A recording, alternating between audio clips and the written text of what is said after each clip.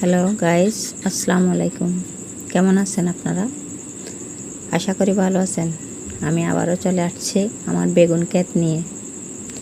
আমার বেগুনগুলো দেখানোর চেষ্টা করতেছিলাম যে মাশাআল্লাহ আমার ক্ষেতটা অনেক সুন্দর হয়েছে। তেমন না, 7-8-10টা গাছের মতো হবে আর কি, চারপাশে মিলে। এখানে কিন্তু যেখানে দেখাচ্ছে ওখানে 3টা গাছ। অনেক বড় হয়েছে, জোপালো হয়েছে, অনেক বড়। আসলে এক একটা গাছ এক একটা বট গাছের মতো আর কি, দেখলে মনটা জুড়িয়ে যায়। গাছে ফুলে ফলে ভরা মাশাআল্লাহ। এই রৌদ্রের মধ্যেও আমার গাছগুলো অনেক সতেজ, আমার দেখলে মনটা জুড়ে যায়। আমি যখন হাঁটতে বের হই তখন আমি গাছগুলো দেখলে আমার মনটা জুড়িয়ে যায়।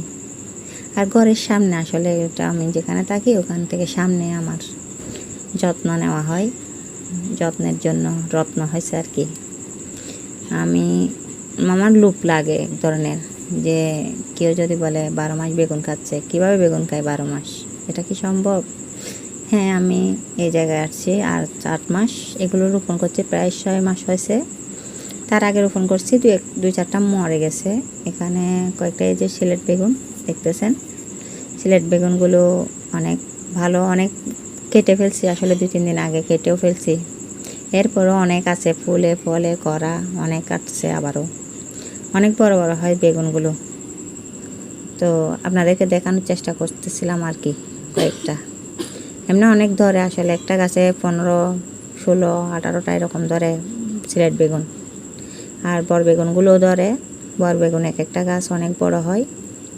একটু আগাছা আছে, আমাদের যে ভাইয়াটা থাকে উনি করতে পারে না, পরিষ্কার করতে পারতেছে না, ওই জন্য আর কি।